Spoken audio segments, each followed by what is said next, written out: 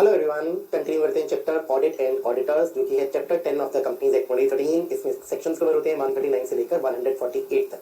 आज की क्लास में हम करेंगे सेक्शन नंबर 140। इस सेक्शन में हमें कई सारे कंसेप्ट्स पढ़ने को मिलेंगे।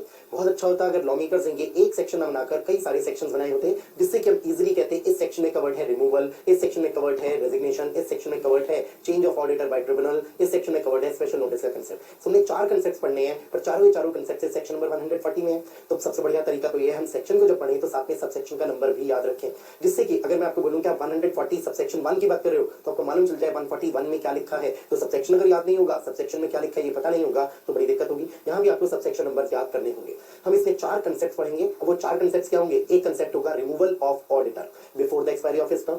एक होगा concept resignation bye auditor. Resignation का सिंपल मतलब ऑडिटर ने रिजाइन कर दिया। इससे पहले जो मैंने आपको बोला रिमूवल ऑफ ऑडिटर, इसका मतलब मेंबर्स को सपोज ये अच्छा नहीं लग रहा ऑडिटर, बोर्ड को अच्छा नहीं लग रहा, तो बोर्ड ने और मेंबर्स ने मिलकर इस ऑडिटर को हटाने की बात की। हम रिमूवल में एक बार देखेंगे, बोर्ड भी इस बात के लिए हाँ बोले तो ऑडिटर को रिमूव किया जाए, और मेंबर्स भी बोले तभी ऑडिटर रिमूव होता है। खाली बोर्ड के कहने से भी नहीं होगा और खाली मेंबर्स के कहने से भी नहीं होगा। सो रिमूवल के लिए हम पढ़ेंगे सबसेक्शन नंबर 1। रेजिग्नेशन के लिए हमारे पास होगा सबसेक्शन नंबर 2। ऑल्दो रेजिग्नेशन के लिए सबसेक्शन नंबर 3 भी होगा कि अगर रेजिग्नेशन दिया है ऑडिटर ने, पर ऑडिटर तुमने इसकी जानकारी देनी होती है टू द रजिस्ट्रार, पर तुमने जानकारी नहीं दी, तो तुम पर क्या पेनल्टी लगेगी वो लिखी मिलेगी हमें सबसेक्शन नंबर 3 में। तुम कह सकते हैं रेजिग्नेशन के लिए 2 सबसेक्शंस हो गए, सबसेक्शन नंबर 2 भी और सबसेक्शन नंबर 3 भी। रिमूवल के लिए ओनली एक सबसेक्शन है, दैट इज सबसेक्शन नंबर 1।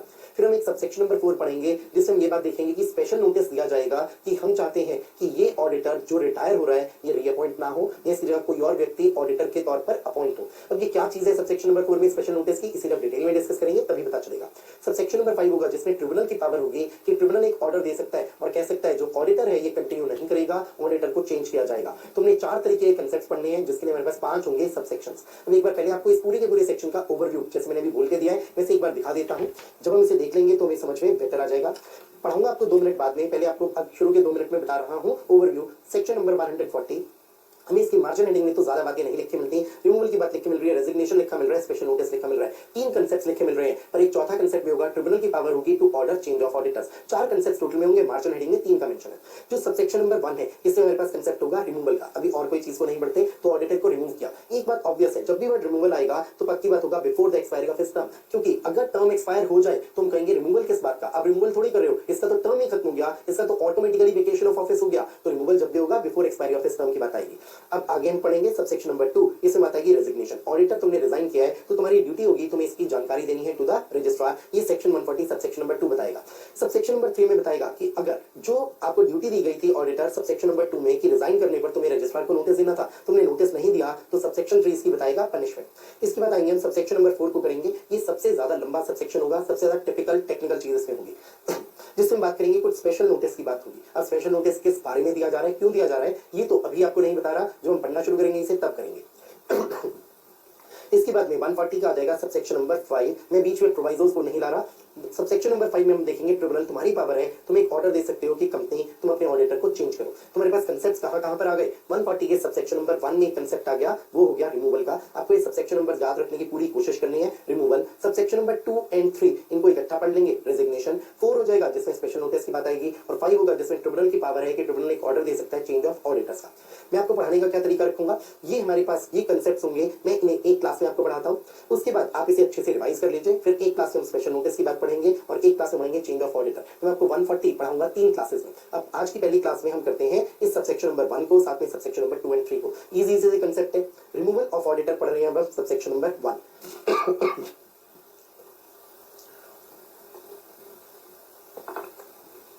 जब हम पढ़ेंगे रिमूवल की बात भी और रेजिग्नेशन, हमें दोनों के लिए रूल्स भी पढ़ने होंगे साथ साथ में। हम रूल 7 पढ़ेंगे, रूल 8 पढ़ेंगे। चलिए पहले पढ़ते हैं सबसेक्शन नंबर 1।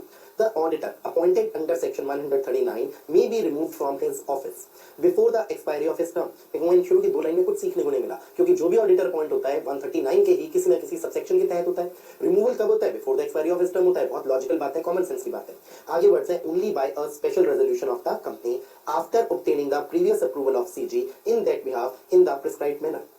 अभी बात खत्म नहीं हुई, क्योंकि हमारे पास आगे भी दिया गया है एक proviso, provided that before taking any action under this section, कोई भी एक्शन आप नहीं लोगे उससे पहले जो ऑडिटर है उसे आप दोगे reasonable opportunity of being heard, इसका मतलब अपनी बात कहने का मौका दोगे। हम देखें अगर जो अभी हमने पढ़ना है सेक्शन 140 सब सेक्शन नंबर 1 किस मामले में है, रिमूवल में है।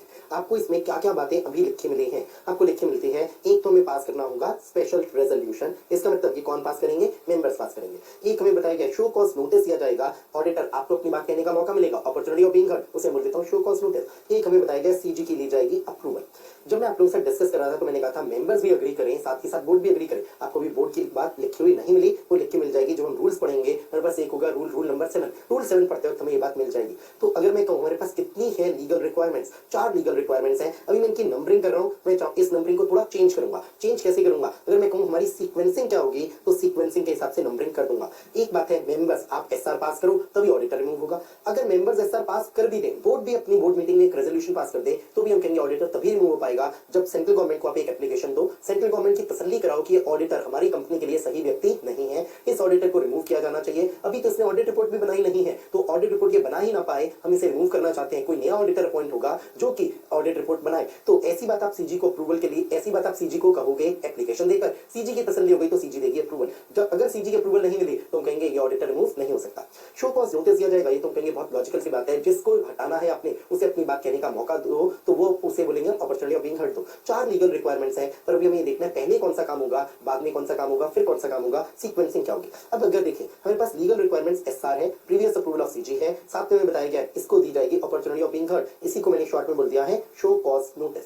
3 लीगल रिक्वायरमेंट्स हमें यहाँ दिख रही हैं, पर बोर्ड मीटिंग में बोर्ड ऑफ डायरेक्टर्स भी एक डिसीजन ने ऐसा लिखा यहाँ नहीं दिख रहा। एक बात है यहाँ वर्ड्स है प्रिस्क्राइब्ड मैनर, और प्रिस्क्राइब्ड मैनर का मतलब क्या है, प्रिस्क्राइब्ड मैनर का मतलब है कोई ना कोई रूल बनाया होगा सीजी ने जिसमें हमने लिखा है प्रिस्क्राइब्ड मैनर, तो ये रूल हम पढ़ेंगे, रूल नंबर 7 होगा। अब रूल 7 को पढ़ते हैं, फिर वापस से हमें एक बार इस बात को देखना होगा। एसआर याद रखते हैं, जब रूल पढ़ रहे हो तो रूल हमारे सामने नहीं होगा, तो 140 सबसेक्शन नंबर 1 में क्या क्या कीवर्ड्स है, एक एसआर है, एक है previous approval of CG, prescribed manner की बात है जो रूल 7 आ जाएगा, और अपॉर्चुनिटी ऑफ बीइंग हर्ड दोगे before any action is taken. तो before taking any action means कोई भी एक्शन ना लिया हो उससे पहले आप ऑडिटर को अपनी बात कहने का मौका दो। चलिए अब पढ़ते हैं रूल 7।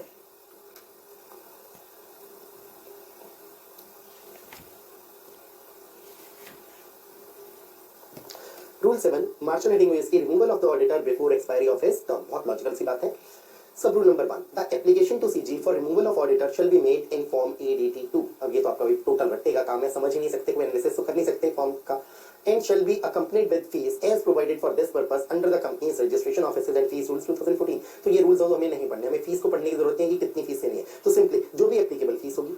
सब rule number 2, the application shall be made to CG within 30 days, 30 दिन के अंदर अंदर of the resolution pass by the board. अब अगर हम देखें क्या resolution pass by the board का कोई भी मेंशन था जो हमने सेक्शन पढ़ा, सेक्शन 140 सबसेक्शन नंबर 1, बिल्कुल नहीं, वहां मेंशन ही नहीं था। पर हमें रूल्स पढ़ के एक बात मालूम चल गई भाई सीजी की अप्रूवल लेनी होती है, सीजी की अप्रूवल लेने के लिए आप सीजी को एप्लीकेशन देते हो, सीजी को एप्लीकेशन दोगे कितने समय में, 30 दिन के अंदर, और 30 दिन कहां से लिखोगे, resolution pass by the board. इससे मैं मान चल गया ये भी एक लीगल रिक्वायरमेंट है। तो अगर आपसे पूछा जाए दो बातों की सीक्वेंसिंग बताओ, एप्लीकेशन पहले दोगे सीजी को या फिर पहले बोर्ड मीटिंग में एक रेजोल्यूशन पास करोगे, पहले बोर्ड मीटिंग में एक रेजोल्यूशन पास होगा, जिस दिन बोर्ड मीटिंग में रेजोल्यूशन पास होगा अगले 30 दिन के अंदर अंदर एप्लीकेशन दी जाएगी सीजी को, फिर शायद सीजी हमें दे अप्रूवल या सीजी अप्रूवल ना दे। आगे में लिखा मिला कंपनी होल्ड करेगी general meeting with in 60 days of receipt of approval of CG for passing the special resolution. बस 2 टाइम लिमिट्स तो यहीं पर आ गए रूल नंबर 7 में। 30 दिन के अंदर अंदर सीजी को दोगे आप एप्लीकेशन, 30 दिन कहां से देखोगे, resolution pass by the board, और 60 डेज के अंदर अंदर आप पास करोगे एसआर। जो एसआर आपने पास करना है वो 60 डेज में पास करना है, 60 डेज कहां से देखोगे, अप्रूवल ऑफ सीजी।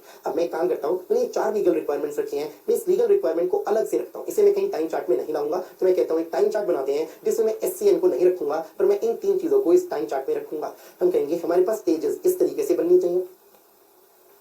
सबसे पहली स्टेज पर क्या होना चाहिए, लिखते हैं, अगर लगा कि जो हमने लिखा है वो गलत है तो उसकी सीक्वेंसिंग चेंज कर देंगे। हम एक बोर्ड मीटिंग में पास करेंगे रेजोल्यूशन, बोर्ड मीटिंग में एक रेजोल्यूशन पास किया, इस रेजोल्यूशन में क्या लिखा जाएगा कि रिमूव किया जाना है ऑडिटर को before the expiry of his term.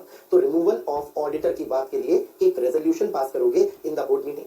तो बोर्ड मीटिंग में रेजोल्यूशन पास करोगे तो उसके कुछ दिनों के अंदर अंदर एक एप्लीकेशन दोगे टू सीजी, इसे मैं लिख देता हूं एप्लीकेशन टू सीजी, किस बात के लिए, फॉर ऑब्टेनिंग अप्रूवल। सो ये एप्लीकेशन आपने दी है सीजी को for obtaining approval of CG. क्या हमें कोई टाइम लिमिट दी गई थी कि जिस दिन बोर्ड मीटिंग में रेजोल्यूशन पास होगा उसके इतने दिनों के अंदर अंदर आपको ये एप्लीकेशन देनी है? तो हमें दिया गया है टाइम 30 डेज। ये 30 डेज कैसा है? मैक्सिमम है, 30 दिन के अंदर अंदर आपको एप्लीकेशन दे देनी होगी। अब आते हैं अगली बात पर। सपोज सीजी आपने अप्रूवल दी, या हो सकता है आपने अप्रूवल नहीं दी, मान लेते हैं approval granted by approval of CG obtained, हमें अप्रूवल ऑफ सीजी मिल गई। कितने दिनों में सीजी अप्रूवल देगी? यहाँ कोई टाइम लिमिट नहीं है, सेकंड टू थर्ड के बीच में। अगर हम देखें लॉ ने ऐसा कहीं नहीं बताया सीजी इतने दिनों के अंदर अंदर आप अप्रूवल या तो देना या फिर मना करना, कोई टाइम लिमिट नहीं है, तो हमने सेकंड और थर्ड में कोई टाइम लिमिट नहीं लिखी। फिर आ गई ये स्टेज नंबर 4, जिस हमने कहा आप यहाँ पर जनरल मीटिंग को होल्ड करोगे। तो जनरल मीटिंग हेल्ड किस बात के लिए? फॉर पासिंग एसआर, जिसमें आप पास करोगे एसआर। एसआर किस लिए? For removal. तो इसका मतलब मेंबर्स की भी सहमति होगी। मेंबर्स की सहमति किससे पता चलेगी? एसआर से। बोर्ड ऑफ डायरेक्टर्स आपकी सहमति होगी, वो कैसे पता चलेगी? बोर्ड मीटिंग में एक रेजोल्यूशन पास हुआ स्टेज 1 पर, और सेंट्रल गवर्नमेंट आपकी भी सहमति होगी, तभी आपने अप्रूवल दी है। सो ये जनरल मीटिंग हुई और एसआर पास हुआ। क्या हमें यहाँ कोई टाइम लिमिट दी गई है इतने दिनों के अंदर अंदर? हम कहेंगे बिल्कुल, विद इन 60 डेज। अब एक बात, क्या हमें कोई फॉर्म नंबर भी दिया गया था जिस फॉर्म में हम एप्लीकेशन देंगे टू सेंट्रल गवर्नमेंट? बिल्कुल। तो सेकंड स्टेज की application to CG for obtaining approval of CG, इसके लिए हमारे पास फॉर्म का नंबर था। अगर हम याद कर पाए तो कितनी अच्छी बात, ADT2 था, तो ADT-2 ये हमने फॉर्म नंबर लिख दिया। चलिए अब देखते हैं इस रूल को, दोबारा से देख लेते हैं। रूल नंबर 7, एप्लीकेशन दोगे फॉर्म ADT2 में, ये इसके साथ में फीस दोगे। एप्लीकेशन दोगे सीजी को 30 डेज के अंदर अंदर। 30 डेज कहां से देखोगे? Resolution pass by the board. तुमने पहले बोर्ड मीटिंग में बोर्ड रेजोल्यूशन को दिखाया, उसे मैंने स्टेज 1 लिखा। विद इन 30 डेज एप्लीकेशन दी है सीजी को। अगली बात, जनरल मीटिंग आप होल्ड करोगे कितने दिन में? With in 60 days. किस बात के लिए? For passing SR. इसको मैंने यहाँ पर शो कर दिया कि जिस दिन अप्रूवल मिलेगी उसके अगले 60 डेज के अंदर अंदर आपको पास करना होगा एसआर, तो जीएम होल्ड करनी होगी। अब अगर हम देखें आपके पास याद करने की क्या क्या चीजें हैं। स्पेशल रेजोल्यूशन चाहिए मेंबर्स का, ओआर से काम नहीं बनेगा। 60 डेज में जीएम होनी चाहिए। किस फॉर्म में आप दोगे एप्लीकेशन टू सीजी? वो ADT2 है। कितने दिन में सीजी को एप्लीकेशन दोगे? 30 डेज में दोगे। यहाँ हमने 60 डेज जो लिखा था, इस 60 डेज के नीचे भी लिख लेते हैं मैक्सिमम। तो जीएम जो आप होल्ड करोगे फॉर पासिंग एसआर वो 60 डेज में होगी। ये सब चीजें आपकी रटने वाली हो गई, जो मैंने यहाँ येलो कलर से हाईलाइट की हैं। सब कुछ रट्टा है, और ये रट्टा शायद कुछ दिनों के बाद हम भूल जाते हैं। कुछ दिनों बाद फॉर्म नंबर भी भूलते हैं, कुछ दिनों बाद ये डेज की टाइम लिमिट्स भी भूलते हैं। वेल, सो रट्टा कैसे याद रहता है? जब आप उसे रेगुलरली रिवाइज करते हैं, तो इसे रेगुलरली रिवाइज जरूर करिएगा। मेन जो बात आती है, क्या ऑडिटर का रिमूवल काफी ज्यादा मुश्किल है? मैं कहूंगा बहुत मुश्किल है। बोर्ड ऑफ डायरेक्टर्स तुम्हारे हाथ में नहीं है। अगर तुम चाहते हो board of directors, suppose auditor ने तुम्हारा कोई फ्रॉड पकड़ लिया है, बोर्ड ऑफ डायरेक्टर्स कहते हैं ऑडिटर रिपोर्टिंग ही ना कर पाए फ्रॉड की, हम इसे हटा देते हैं जल्दी से, क्या बोर्ड आप ऐसा कर पाओगे? बिल्कुल नहीं। इसके लिए हम कहेंगे आपको क्या करना होगा? रेजोल्यूशन पास करके सीजी को एप्लीकेशन देनी होगी। मान लेते हैं जो डायरेक्टर्स हैं उनमें से कई लोग मेंबर्स भी हैं, उन्हें लगता है हम तो अपनी शेयर होल्डिंग का इस्तेमाल करके एसआर भी पास करा लेंगे। तो एसआर पास कराना भी मुश्किल नहीं लगता, क्योंकि डायरेक्टर्स भी इस फेवर में आ गए, ऑडिटर को हटा दो, क्योंकि इसे कई सारी फ्रॉड्स के बारे में पता चल गया। मेंबर्स भी इस फेवर में है कि इस ऑडिटर को हटा दो। पर क्या मेंबर्स और डायरेक्टर्स के कहने से ऑडिटर हटेगा? बिल्कुल नहीं। सीजी को आप एप्लीकेशन दोगे, सीजी की तसल्ली कराओ। तो आप सीजी को एप्लीकेशन दोगे तो आप एप्लीकेशन में रीजन बताओगे कि क्यों आप इसे हटाना चाहते हो before expiry of his term. और अगर सीजी को संतुष्ट नहीं कर पाए, सीजी अप्रूवल नहीं देगी, ये ऑडिटर रिमूव नहीं होगा। तुम कह सकते हैं लॉ ने काफी स्ट्रिक्ट प्रोविजंस रखे हुए हैं with respect to removal of auditor. अब एक चीज मैंने कहा था, मैं एक बात को यहाँ पे नहीं लिख रहा हूँ, मैं टाइम चार्ट बनाऊंगा पर एससीएम की बात को यहाँ नहीं लिखूंगा। तो हम इसमें एक बात अलग भी रखते हैं। ये जो हमने बनाए हैं 4 स्टेजेस, क्या इनके अलावा भी कोई लीगल रिक्वायरमेंट है? हम कहेंगे बिल्कुल, इसके अलावा भी लीगल रिक्वायरमेंट है। हमें क्या कहा गया था? ये सारे काम तो करने ही करने हैं, लेकिन ये बात भी बोली गई थी, before any action is taken, इससे पहले कि आप कोई भी action low, opportunity of being heard, उसे तो मैंने शॉर्ट में लिख दिया SCN दिया जाएगा to the auditor. SCN shall be given to the auditor. इसे मैंने अलग ही लिखा, इसलिए लिखा। अगर आप सेक्शन का एनालिसिस कर लो, चाहे रूल 7 का एनालिसिस कर लो, हम कहेंगे कहीं पर भी लिखा नहीं मिल रहा कि SCN किस स्टेज पर देना है। वर्ड्स लिख के मिल रहे हैं before any action is taken, तो मैंने भी यही वर्ड्स लिखे। वैसे मेरे हिसाब से ये सबसे पहली स्टेज हो जानी चाहिए। बोर्ड ऑफ डायरेक्टर्स, आप अपनी मीटिंग में रेजोल्यूशन पास करो कि ऑडिटर को हटाया जाएगा, इससे पहले ऑडिटर को अपनी बात कहने का मौका दो। तो अगर SCN की बात मुझे टाइम चार्ट में लाना हो तो मैं सबसे पहली स्टेज में लाऊंगा। लेकिन क्योंकि लॉ मेकर्स ने ना तो सेक्शन 140 सबसेक्शन 1 में, ना ही सेंट्रल गवर्नमेंट ने रूल नंबर 7 में कहीं पर कोई ऐसी टाइमलाइन दी, इससे मैंने उसे अलग से लिखा before any action is taken. जो हमने बात पढ़ी है, अगर हम कहें हमने इसके लिए जो यूज किया है, क्या क्या चीजों को यूज किया है, ये बात कहां लिखी है? सेक्शन 140 सबसेक्शन नंबर 1 में, प्लस साथ में हम कहेंगे एक रूल में। रूल का नंबर क्या है? Rule number 7। अब ये भी आपके लिए रटने की बात है, सो काफी रटने का काम इकट्ठा हो गया। चलिए यहां हमने खत्म कर लिया सेक्शन 140 सबसेक्शन नंबर 1 को। अब आ जाते हैं अगले कंसेप्ट को करते हैं, वो तो और ज्यादा सिंपल कंसेप्ट है, जिसे हम बोलेंगे रेजिग्नेशन। इसके लिए हम पढ़ेंगे सेक्शन 140 का सबसेक्शन नंबर 2, प्लस साथ में पढ़ेंगे सेक्शन 140 का सबसेक्शन नंबर 3। सबसेक्शन 3 में हमें कोई खास बात लिखी हुई नहीं मिलेगी। क्या लिखा मिलेगा कि क्या पनिशमेंट है। चलिए आगे बढ़ते हैं, एक काम करते हैं, रूल 8 अभी हमारे सामने है, हम रूल 8 को पढ़ लेते हैं, क्योंकि हमें इस रूल को यूज करना होगा तो हम रेजिग्नेशन की बात करेंगे। एक छोटी सी लाइन है, इसे पढ़ लेते हैं अभी। For the purposes of subsection 2 of section 140, ये किस बारे में है? रेजिग्नेशन के लिए है। When an auditor has resigned from the company he shall file a statement in form ADT 3। अब ये जो स्टेटमेंट फाइल करनी होती है किसके पास करनी होती है? तो हम पढ़ेंगे रेजिग्नेशन का सेक्शन 140 सबसेक्शन 2 लिखा मिल जाएगा, रजिस्ट्रार के पास फाइल करनी होती है, तो रजिस्ट्रार के पास आप फाइल करोगे फॉर्म एडीटी 3। चलिए नाउ अब हम रूल 8 को दोबारा नहीं देखेंगे, आ जाते हैं सेक्शन नंबर 140 पर वापस से। Section 140 subsection number 2, the auditor who has resigned from the company shall file within a period of 30 days from the date of resignation a statement in the prescribed form। हमें मालूम चल गया prescribed form क्या है, अभी अभी तो हमने पढ़ा था, ये फॉर्म हो गया फॉर्म नंबर ADT-3। तो आप ये स्टेटमेंट फाइल करोगे with the company and the registrar and in case of companies refer to in subsection 5 of section 139। अब अगर हम रेफर करें 139(5) में कौन सी कंपनीज कवर्ड थी, तो ये थी government companies etcetera. So government company etcetera की बात थी, जिनके लिए अपॉइंटमेंट कौन करता था? अपॉइंटमेंट ऑफ ऑडिटर करता था सीएजी। सब सेक्शन 5 ने हमें ये बात बताई थी, शायद अभी तक याद हो, 180 डेज के अंदर अंदर ऑडिटर को अपॉइंट करता था सीएजी। 180 डेज हम कहां से लेते थे? Commencement of the financial year से लेते थे। और ये जो ऑडिटर अपॉइंट करता था सीएजी, ये कब तक अपना ऑफिस होल्ड करता था? ये ऑफिस होल्ड करता था अप टू द एजीएम। यहाँ पर द एजीएम लिखा था इस सेक्शन नंबर 139 सब सेक्शन 5 में। द एजीएम का मतलब क्या था, ये हम डिस्कस कर चुके हैं। चलिए, सो अगर ये गवर्नमेंट कंपनी एक्सेट्रा है तो क्या होगा? ऑडिटर तुम फाइल करोगे स्टेटमेंट को विद सीएजी ऑल्सो। तो ये बात केवल कब आएगी? सीएजी वाली, जब होगी कंपनी गवर्नमेंट कंपनी एक्सेट्रा।